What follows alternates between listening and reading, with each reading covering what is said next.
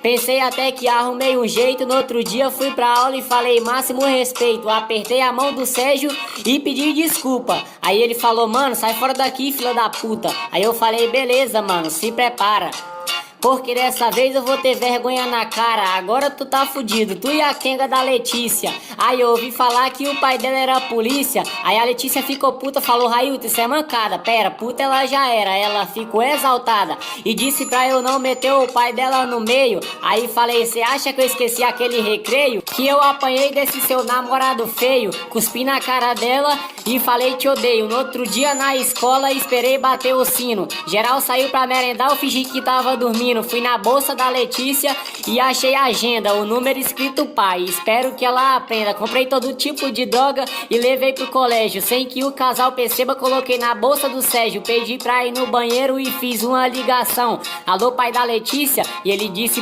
Parte 2. Quando eu vi aquele monte de mensagem, eu fui imediatamente questionar ele sobre aquilo tudo. Ele ficou todo sem graça, não sabia o que explicar e veio tentar me mostrar as conversas no Facebook para tentar amenizar a situação dele. Só que não tinha lógica tudo aquilo. Falar mal de mim pros amigos dele, não dar em cima de mim. Mas quem não podia ficar mal na fita era eu. A única coisa que me restava fazer era ir lá e provar o contrário do que ele falou. E assim eu fiz. Eu não precisei muitos esforços e nem nada. Fui marcando com um por um e nenhum deles correu. Fiquei com todos e no final eu ainda pensava que isso era muito pouco. A minha vingança tinha que ser muito maior do que tudo isso. Aí veio a minha ideia extraordinária. Fiquei com todos os meninos ao mesmo tempo. 5, para ser mais exato. E quando chegou nessa hora, alguns deles tentaram correr, disseram que não queria. Por quê? Eu queria que gravasse, mas eles não queriam gravar. Então eu disse que se não gravasse, eu não iria. Só queria se gravasse. Eles ficaram com medo de perder a amizade, é claro. Mas como a vontade era muito maior, eles acabaram aceitando. No final, eu levei mais ou menos ali uns 2 meses tentando convencer eles. Não falei nada com meu namorado. Meu namoro continuou indo do jeito que tava. Chegou no dia marcado, fomos, filmei, só tapei meu rosto. Mas quem me conhecia dava pra saber que era eu. Com certeza foi uma experiência inesquecível, tanto pra mim quanto pra eles. Joguei no grupo do Facebook, no grupo do fake que ele tinha feito. Os meninos não queriam, na última hora eles tentaram correr. Eu bati o pé e falei que eles tinham que aguentar a consequência. Não foram, não podia correr não. Quando meu namorado viu aquilo, ele ficou horrorizado. Eu tive que me esconder dele dentro de casa por mais ou menos uns 3 meses. Porque todo dia ele ia na porta da minha casa, bater na porta, falar com minha mãe,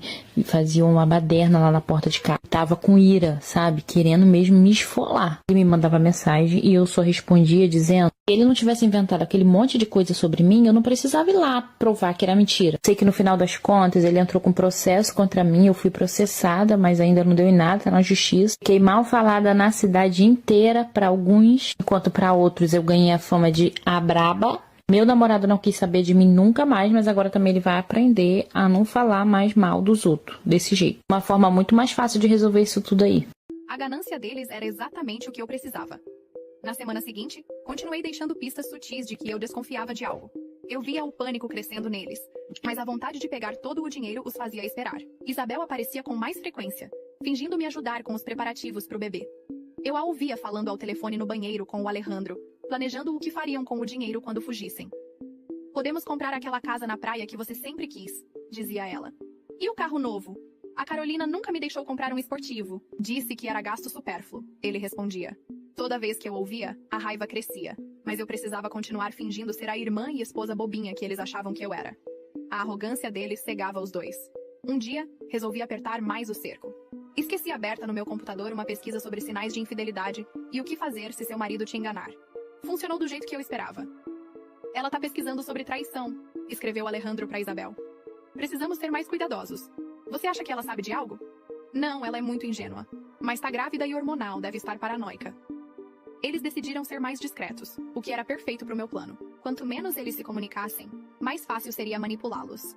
Numa noite durante o jantar, mencionei casualmente. A Isabel me contou que ofereceram um trabalho para ela em outra cidade. Alejandro quase engasgou de novo. É mesmo? Ela não me falou nada. Pois é uma grande oportunidade, mas ela disse que não pode aceitar porque tem compromissos aqui. E olhei direto para ele. O que você acha? Não sei, é decisão dela. Claro que é, mas fico preocupada que ela esteja recusando boas chances só para ficar perto da família.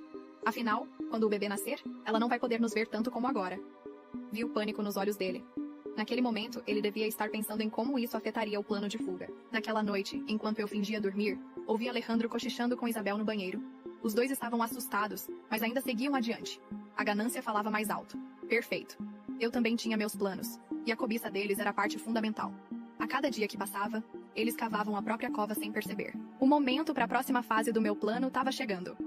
Logo, muito em breve, eles iam aprender que me subestimar foi o pior erro da vida deles. Tudo mudou uma semana antes da data prevista para o parto. Acordei com contrações fortes. Alejandro estava numa reunião de trabalho, que na verdade era um encontro com Isabel para acertar os últimos detalhes da fuga. Liguei primeiro para Isabel. O bebê tá nascendo, falei entre gemidos de dor. Não consigo achar o Alejandro. Eu vou procurar ele, respondeu nervosa. Tô indo pro hospital. Minutos depois, o Alejandro me ligou, fingindo que estava no escritório. Ouvi eles discutindo baixinho enquanto me levavam para a sala de parto. O plano deles estava em perigo. O bebê chegava antes do previsto, antes de terminarem de transferir todo o dinheiro. Preciso que você fique com ela, sussurrou Alejandro para Isabel no corredor, achando que eu não ouvia. Vou ao banco resolver o que falta agora. É a nossa última chance. Depois que nascer, vai ser impossível mexer nas contas sem que ela perceba. Isabel entrou no meu quarto. Toda vez que meu marido ia tomar banho, a minha sogra entrava no banheiro com ele e se trancava lá dentro. Parte 2. Quando eu peguei o celular que eu fui abrir a gravação, meu marido simplesmente ficava com a porta do box meio aberta, a minha sogra sentada no vaso olhando pra parede e eles cochichavam bem baixinho. Eu não aguentava mais todo aquele suspense, então peguei meu esposo, sentei ele e obriguei ele a me falar o que estava acontecendo. Foi aí que ele começou a me falar que ele estava passando por uma situação bem difícil e que por isso a mãe dele entrava no banheiro com ele porque ela estava ajudando ele a sair dessa situação e ele nem sabia como ele ia me contar aquilo. Ele disse que estava com muito medo de como eu ia reagir, né, depois que eu soubesse do que ele e a mãe dele estavam conversando. Ele começou a me contar que como ele viaja muito a trabalho, ele acabou se envolvendo com uma moça e ela acabou procurando ele, né, falando que estava grávida dele. Então, por isso, todas as vezes a minha sogra entrava no banheiro com ele para os dois ficar tentando bolar um plano para eu não saber quem era a moça e o que estava acontecendo. E no fim, eu acabei descobrindo toda a verdade. Gente, eu não continuei com ele, né? Eu decidi dar um basta no nosso relacionamento.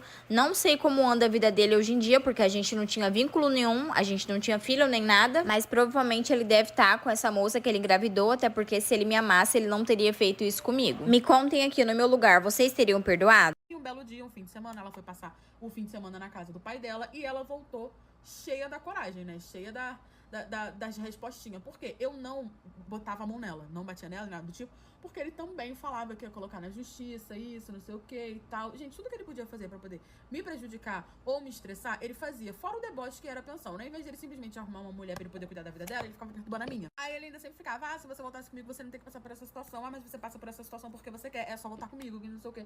Ele nunca aceitou que eu não quis voltar com ele, né? Aí minha filha chegou, né? Assim que ela chegou da casa do pai dela, ela sentou e falou que queria conversar comigo e começou a hablar a mini querida. Ela começou a falar que a partir daquele mês ela queria a pensão que o pai dela dava diretamente na mão dela, porque segundo o pai dela, eu estava usando a pensão pra poder dar pra macho e que por isso que nunca tinha dinheiro pra ela, por isso que eu nunca dava dinheiro na mão dela. E eu não dava dinheiro na mão dela porque a minha filha era uma criança de 14 anos e porque o dinheiro que o pai dela dava não dava pra nada. Eu olhei bem pra cara dela assim e falei, então tá bom, então a gente vai fazer o seguinte, eu vou te dar a pensão que o seu pai me manda, né, a enorme pensão, e você vai pagar as suas contas, você vai pagar o seu telefone, você vai pagar a sua internet, e eu não vou te dar mais dinheiro nenhum, porque ela ganhava mesada. E aí ela falou que tudo bem, que ela aceitava, que com o dinheiro que o pai dela dava já era o suficiente. Tá bom, gente. Aí passou uma semana, chegou o dia dela receber a pensão dela. Aí eu fui, dei na mão dela, R$80. Sim, gente, o pai da minha filha depositava R$80 de pensão pra ela. Ele podia dar mais? Sim. Ele ganhava bem? Sim. Mas ele fazia pra me provocar. Então, todo mês, ele mandava R$80. Eu cansei de reclamar, eu cansei de falar, e eu sempre escutava a mesma coisa, vamos pra justiça, vamos pra justiça. Então, eu acabava que deixava pra lá, trabalhava em 3 empregos, 2 físicos e 2 presenciais e 1 home office. Acabava que quando eu tava num, eu tava no outro, dava faxina quando dava, pra eu poder sustentar e não deixar faltar absolutamente nada pra minha filha. E aí, chegou, eu dei a pensão pra ela, o que é isso? Eu falei assim, isso daí é o dinheiro que o seu pai manda pra sua pensão, que eu estou gastando com macho. Mas você pode ficar tranquila que a partir de hoje eu não gasto mais com macho, o dinheiro é todo seu. Mas o dinheiro da escola, lanchinho, celularzinho que eu tô pagando, você que vai passar a pagar, pede pro seu pai, se vira. Eu não vou te dar mais mesada, eu não vou te dar mais nada. Você se vira com o dinheiro que o seu pai te manda. E aí ela falou que era um absurdo, que não era esse valor que o pai dela mandava. Eu fui, mostrei o print dos depósitos do pai dela e ela ficou chocada. Ela, como assim? Meu pai só manda isso? Eu, Aí ela começou a falar que a mesada dela era muito maior que isso, que ela não queria mais, que eu poderia ficar com a pensão e que ela preferia com as coisas do jeito que tava. E eu falei, não, que a partir daquele momento ela iria receber só a pensão do pai dela. Eu deixei ela 8 meses só recebendo a pensão do pai dela. Eu paguei o telefone, porque realmente meu nome ia sujar e não ia ter como ela pagar. Mas ela ficou recebendo durante 6 meses a pensão do pai dela e teve que ficar enchendo o saco do pai dela, né, pra poder conseguir as coisas. Porque o pai dela sempre falava não. Passou 8 meses, eu entendi que ela aprendeu a lição dela, ela me pediu desculpa, a gente conversou. E eu voltei a dar a mesada dela. Namora, o que eu fiz? Eu cheguei na menina, falei assim, olha, o negócio é o seguinte, eu e o Wilson, a gente namora, a gente só tá dando um tempo, então você tem que respeitar. Gente, a menina começou a rir na minha cara e falou assim pra mim que eu era doida, que ele tinha dito pra ela que a gente não tinha nada e que ele tinha rompido o rolinho que a gente tinha justamente por causa disso, porque eu era louca e achava assim que tinha um namoro sério com ele. Mesmo assim, eu pensei, ele tá fazendo isso pra me passar ciúme. Não, olha, quando eu lembro do tanto que eu era iludida, gente, eu me tratei, viu? Pensei assim, ele tá fazendo isso pra me passar ciúme. Então, o que eu vou fazer? Vou passar ciúme nele também. Foi aí que eu tive a brilhante ideia de ir na floricultura, comprar um buquê de rosas enorme e mandar entregar na sala de aula pra mim. Quando eu recebi esse buquê, eu lembro muito bem, gente, era aula de geografia. A professora estava explicando a matéria e lá vem a coordenadora com aquele buquê enorme de rosas, me chamou, me entregou na porta, todo mundo começou a gritar, sabe? Vocês sabem como é que é adolescente, né? A fazer a algazarra. Eu fingi que eu tava surpresa. Nossa, quem me mandou e tal? E peguei o cartão para ler. E nisso a coordenadora ainda me passou um carão. Falou assim pra mim, você não tem casa, não? E eu olhei pra todo mundo, falei, tem, por quê? Ela falou assim, então fala pros seus namoradinhos mandar isso pra sua casa, porque aqui no colégio não é lugar, não. E nisso que eu entrei e sentei no meu lugar, o Wilson veio até mim e falou assim, deixa eu ver quem é o mané que te mandou essa flor. E pegou o cartão e começou a ler. Ainda bem que o cartão não tava com a minha letra. Eu já tinha imaginado que ele ia querer ver o cartão e eu pedi o moço da floricultura pra poder escrever.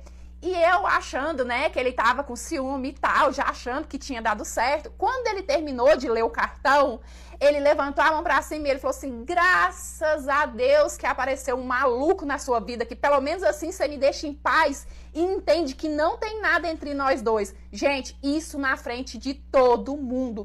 E aí o pessoal começou a gritar, começou a tirar sarro com a minha cara, a fazer bullying. A professora brigando por causa daquele tumulto. Olha, foi o maior mico da minha vida.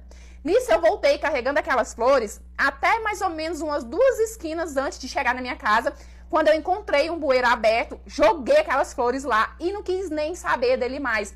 Porque assim, eu fiquei com tanta vergonha, eu me senti tão rebaixada que eu acho que aquilo ali foi o suficiente pra eu entender que, olha, ele tá cagando pra você. Ele não, né, ele não sente a mesma coisa que você sente. Mas hoje em dia, gente, eu como adulta e eu, né, relendo esse acontecimento na minha cabeça, eu consigo ver que ele também foi bem moleque comigo. Vocês não acham? Eu tô maluca?